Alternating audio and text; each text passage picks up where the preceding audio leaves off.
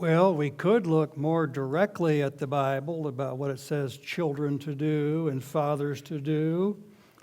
And sometime on a Father's Day we'll do that.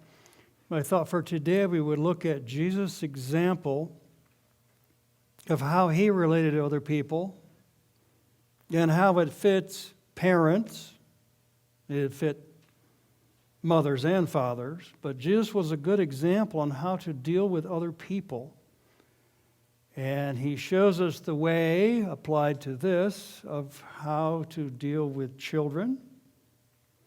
So if you will come with me to some of Jesus' example, we'll look at John chapter 10, which is the Good Shepherd section.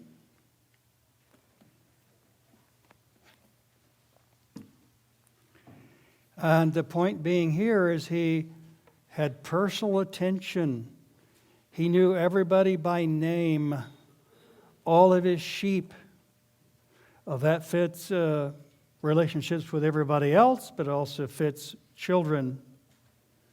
So let's look at John chapter 10. And we can't read all of it or we wouldn't get done in time, but we'll look at verses 1 through 4. And then verse 14 and verse 17.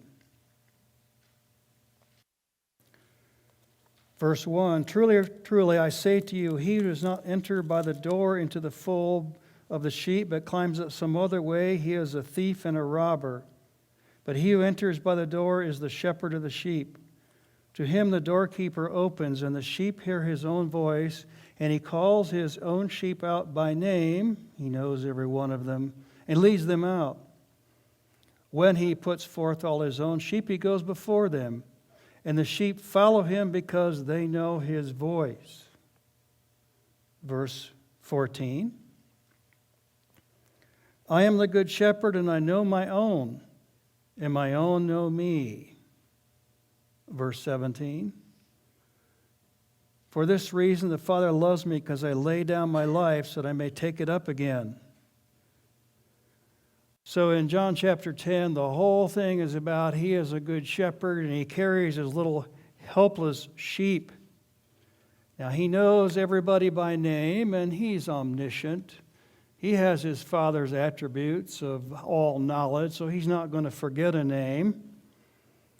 We probably can forget a name from time to time. I try not to. I mean, I know everybody here, but if we have visitors and strangers, I try to catch it. That's the right thing to try, but Jesus never forgets any name. Applied to his personality, he was not distant. He was not cold. He was not uncaring. He was not aloof. My funny way of saying it is people work is more important than paperwork. Now, I like books and I like research, and they're very, very important. On the other hand, if someone has a need, the books stop. And, well, just for an example, you don't even know it, but I did a funeral last week. Person over here on this side of town was dying. The grapevine says they're dying. There's nobody to help them. Well, I'll do it. So, illustrating Jesus knows his own sheep by name. He cares about each one. Applied to being a father, of course, we know their names. But on the other hand, the right way to raise children is to give each one personal attention. Well, when it was our turn, I tried deliberately, because I'm weird, but I would work till midnight when I was single.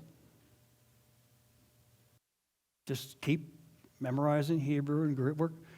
As soon as we got married and had kids, I'd go home at 5:30 or 6. That's it.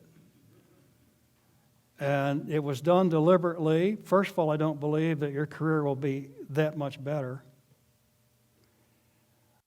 I have known of Christian leaders that didn't take care of their kids and family and worked all evening, and now they're divorced and their families are a mess. That sure didn't do any good. So knowing each sheep by name, my philosophy was at least a half hour to each child. Now, sometimes they wanted to play together, but even if not, at least a half hour to each child. Applied to every life, do we have time for people in need? Very often in the business world, we have people walk by and say, "How are you doing?" And they don't really care, and they really want you to buy something, and that's that. But the Christian way is, how are you doing? You actually care and watch for people in need. I mean, we apply this today to children, but we watch for all people in need. And if we know of a need, we'll drop what we're doing and go after it. Jesus knew all of his sheep by name, personal interest. A second thing about him, and if you'll come back to another story in John chapter 3, will be he would tell the truth even if it was risking making someone mad. So caring personally about each child, caring personally about other people, people work more important than paperwork. That's John chapter 10. Now come to John chapter 3 is he's telling the truth, taking a risk that someone might not like it. And that's what good parents do. Tell the truth, taking a risk that somebody might not like it. This is the conversation with Nicodemus. And again, we can't read the whole conversation, but we'll get his point. Let's look at John chapter 3, verses 1 through 4, and then verse 10. Now there was a man of the Pharisees named Nicodemus, a ruler of the Jews. This man came to Jesus by night and said to him, "Rabbi, we know that you have come from God as a teacher, for no one can do these signs that you do unless God is with him." Jesus answered and said to him, "Truly, truly, I say to you, unless one is born again, he cannot see the kingdom of God." Nicodemus said to him, "How can a man be born when he is old? He cannot enter a second time into his mother's womb and be born, can he?" Verse 10. Jesus said to him, "Are you the teacher of Israel, and you do not understand these things?" Now, we're not doing the whole conversation here, but my point is making is Jesus would tell the truth, even if he's taking a risk, to get somebody who disagrees with it. And that's what good people do. That's what good people do to others. That's what good people do when they're parents. That's what they do to their children. That's what good fathers do to their children and good mothers do to their children. At the end of chapter 3 of John, we do not know whether Nicodemus agreed with him or not. But Jesus took the risk of giving him the truth in a way that was nice, in a way that didn't try to get him upset. But he took the risk of going ahead and say the truth, whether Nicodemus would like it or not. Later, we learn that Nicodemus did become a believer. We can't tell it here in this conversation on this night. We can read all of John chapter 3, including John 3:16. At the end, you can't tell. You get to John 7:50. Nicodemus came to him later. John 19:39, he who first came to him by night, then he brought burial spices after Jesus died on the cross. So Nicodemus was like really top, the teacher of the Jews. Nicodemus was probably in the Sanhedrin, a group of 70, a ruler of Israel. At the start, Jesus told the truth, risking that he might not agree. Now, it's best to try not to make other people upset. When we tell the truth, we do it in a nice way, trying not to make a risk. But on the other hand, he told him the truth, taking a risk, whether they like it or not. And concerning children, concerning all relatives, brothers and sisters and in-laws and whatever, We try not to upset them. On the other hand, there are certain things that have to be told as the truth and taking the risk, whether they like it or not, just like Jesus did here on this occasion. So looking at Jesus' example, he cared personally for each of the sheep. He knew each one by name. I would say, relative to fatherhood or parenting, give attention to each child. Drop some of the other stuff that seems important and give attention to each child. And tell them the truth. Do it in a way that seems nice, but if telling them the truth takes the risk of making them mad, then that's what Jesus did. Tell the truth, even if it risks making them mad. A third example of Jesus is that he tried to be as gentle as possible. It's his dominant character trait. And for this, let's look at Matthew chapter 11.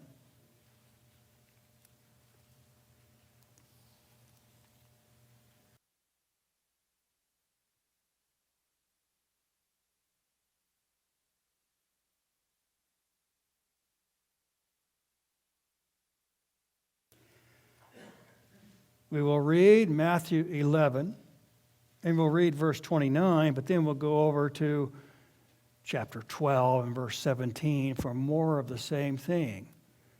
His dominant character trait was being gentle. Matthew 11:29. Take my yoke upon you and learn from me, for I am gentle and humble in heart, and you will find rest for your souls. I am gentle. That's how he started out. Now, chapter 12, verse 17. This was to fulfill what was spoken through Isaiah the prophet. Behold my servant whom I have chosen, my beloved in whom my soul is well pleased. I have put my spirit upon him. He will proclaim justice to the Gentiles. But here's how he will do it. He will not quarrel, nor cry out, nor will anyone hear his voice in the streets. A battered reed he will not break off. He won't pull anything up. A smoldering wick he will not pull out until he leads justice to victory, and in his name the Gentiles will hope. Observing the way Jesus treated other people was he started out gentle. There were times when he was not gentle, but he started out gentle. And he remained as gentle as possible. Now, there are times when he was not gentle, he got rough. But usually he got rough with people who were leading others astray. His dominant characteristic was to be gentle, and he tried to be gentle all the way through. If he got rough, it's because they were leading other people astray, and he would get rough to protect them from damage of what could be done. He started out, quote, a friend of sinners. Matthew 11:19. There are actually 2 or 3 others like that in Luke 5 and Luke 15 also. He started out a friend of sinners. When he got hard on people, it's usually those that were harming others. He's trying to protect others. He turned over the banking tables in the temple because these people were cheating others. So he got good and mad at that time and turned over the banking tables. One time, to the chief priests, he called them whitewashed sepulchres, which is an odd figure of speech. And anyway, what it means is it's a work of art on the outside, looks really good on the outside, but in the inside it's dead. So Jesus could get rough. He got rough in turning over the tables, and he got rough in calling them graves. They're basically dead on the inside, look like works of art. He got rough, but he would mainly start out gentle, try to remain gentle, and he mainly got rough when others were leading others astray. He mainly got rough when someone was harming someone else. That's when he would get tougher the most. but relative to, say, most relationships, relative to raising kids, good Christians start out with Jesus' example, gentle. Start out gentle with them. Do tell them right from wrong. Don't leave it out, even though it might make them mad, but start out gentle. Try not to be tough and argumentative. Tell the truth. Like Jesus in Matthew 12, he told the truth in the streets, but he didn't yell at them all, which sometimes you see with modern-day evangelists yelling at them all. I remember a parade in Amarillo where they were going down the street, and one guy was walking by and telling everybody, "You're going to hell." And I'm like, really? First of all, I'm not. And secondly, why don't you say something positive like, no one needs to go to hell? Why don't you say it that way? So Jesus' example was gentle, and starting out gentle and trying to stay that way. Relative to some of the Bible verses, there is discipline, quite a few Bible verses on discipline. Well known, Proverbs 13:24, he who spares the rod, then that verse says hates his son, but he who loves him disciplines him diligently. Okay, 1, 2, 3, 4, 5. 1, 2, 3, 4, 5 more of them. Okay, we can all look them up later. Many verses on discipline, but also many verses on spending time and many verses on teaching. My philosophy on discipline was, I was probably about a 3 out of 10 because I grew up being spoiled. Every day, what do you want to eat? You know, well, I want pancakes and maple syrup and stuff. Just spoiled, so I tend to be that way. Relative to discipline, I thought for danger and for defiance. Danger would be, don't put your hands under the lawnmower. Don't do that again. Danger would be, don't get in the medicine cabinet, which one of our kids did and took a pill. No lawnmowers, no medicine cabinet. Okay? Discipline for that. Also, tend to go for discipline when it's absolute defiance. Don't do such and such, and they go ahead and do it. Man, they only hit Marilyn once. You don't hit your mother. So I do believe in discipline, but for dangers and defiance, but lots of times on spending time and trying to teach what is right. Jesus' example, Matthew 18 and 19, let the children come unto me, for such is the kingdom of God. All through the Bible on teaching kids. Deuteronomy 6 through 7, these words which I'm commanding you this day shall be in your heart. You shall teach them diligently to your children. And just one out of the New Testament. Ephesians 6:4, fathers, bring them up in the nurture and admonition of the Lord.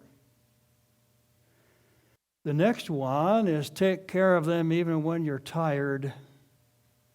Just example is in Mark chapter 6. Let's please come to Mark chapter 6.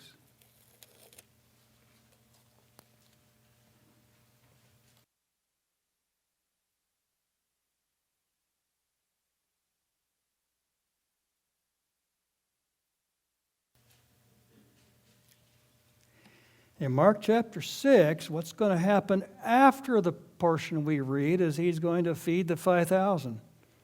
He's just going to keep working with them. So let's read Mark chapter 6, verse 30, what happens before the feeding of the 5,000.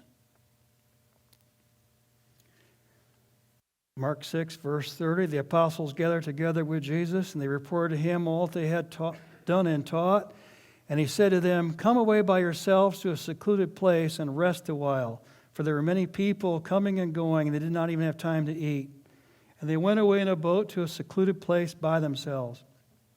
The people saw them going, and many recognized them, and ran there together on foot from all the cities, and got there ahead of them.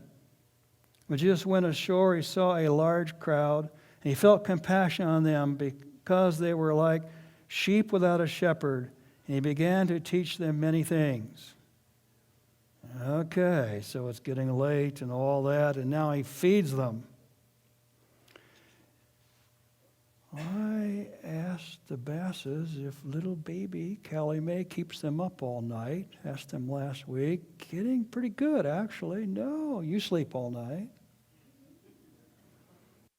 But Jesus did his work to take care of people, and even when he was tired.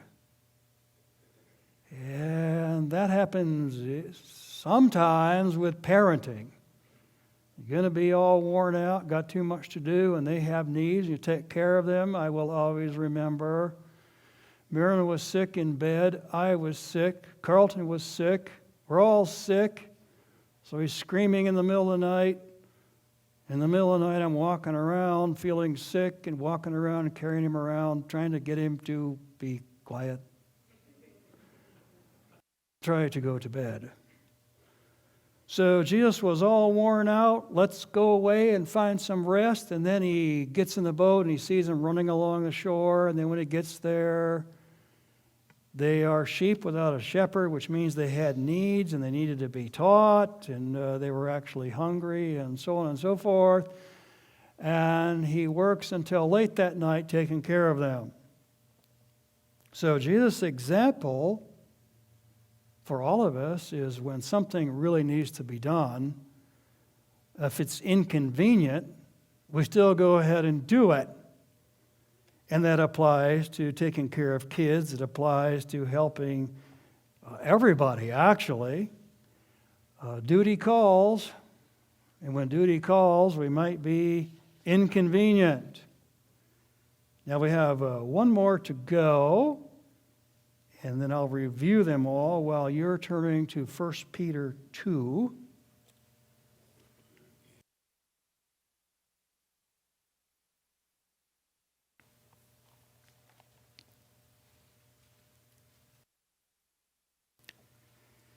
Jesus had personal care for each sheep. He knew them all by name. Personal attention to kids. Jesus risked telling the truth, even if it might offend them. I mean, you do it in a nice way, but tell the truth. Like he talked to Nicodemus. He tried to be gentle most of the time and really only got rough when they were being led astray into danger. He would help even when it's inconvenient.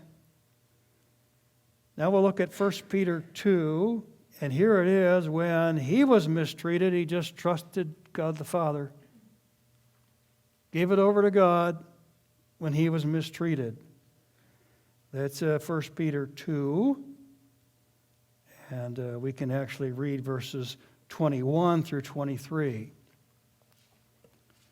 For you have been called for this purpose, since Christ also suffered for you, leaving an example for you to follow in his steps, who committed no sin, nor was any deceit found in his mouth. And while being reviled, he did not revile in return. While suffering, he uttered no threats. And here's really the punchline.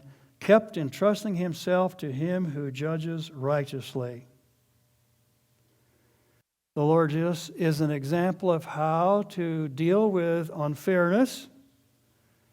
And he didn't return with harsh words. He didn't make threats. He just turned it over to God the Father, kept doing what is right. I used 1 Peter 2. We could have used Luke 23, but we just taught Luke, so I didn't want to go right back there. But Father, forgive them. They know not what they do. Into your hands I commend my spirit. So here is an example of not getting along right now, but he entrusted himself to God the Father even when he was mistreated. So here are some examples of Jesus. I actually have some more of them, but we won't go into them. We're going to look about relationships with other people. It can be applied to relationships to children. Each one gets attention, knowing his sheep by name. Give them the truth, even if it risks making them upset, like with Nicodemus. Start out gentle, be as gentle as possible, get rougher maybe when they're going into harm. But Jesus' dominant character traits was gentle. Doing what is right and needs to be done, even when one is tired. And if something is unfair, just turn it over to God. Jesus is an example for all of us, and we can think about he is an example for parenting. Will the musicians please come?